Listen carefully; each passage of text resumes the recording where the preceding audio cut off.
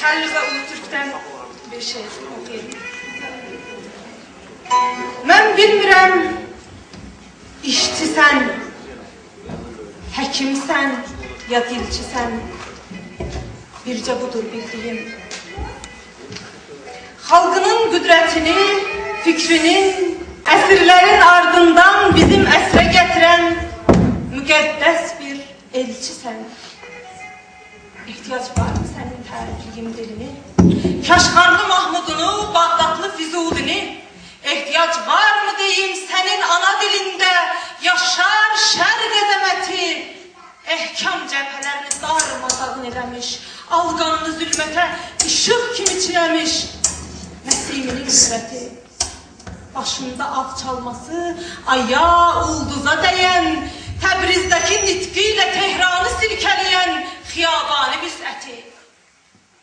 Ehtiyac var mı deyim? Dilində Xətainin qılıncının əksi var. Sənin ana dilinin xoşqarca, savalanca ağırlığı, çəksi var. Sənin bu təriflərə heç bir ehtiyacın yox. Ana dili nə raket, nə qılıncdır, nə də ox. Raketdən daha güclü, qılıncdan daha kəskin yarağımızdır bizim. Təkcə dilimiz deyil, varlığımızdır bizim. Ana dili nə səma, nə də yer kürəsidir. Səma yolu, kəhkəşan onun bir cümləsidir.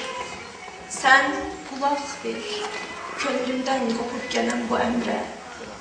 Uzan söz kürsüsünə, danış.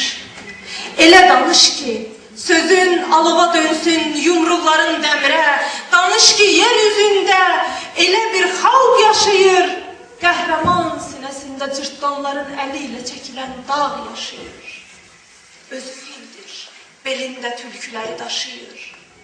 Bilməm necə daşıyır, bilməm necə yaşayır.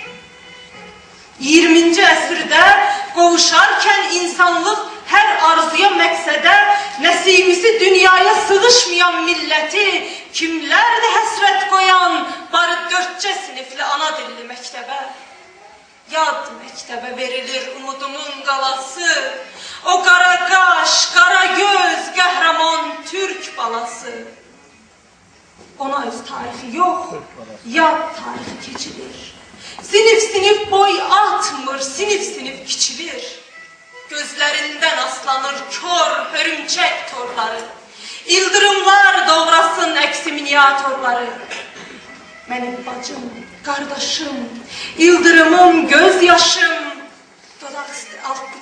Dodaq üstə kimsənə, çək Araz sahilinə. Göstər ona vətənin könül kainatını.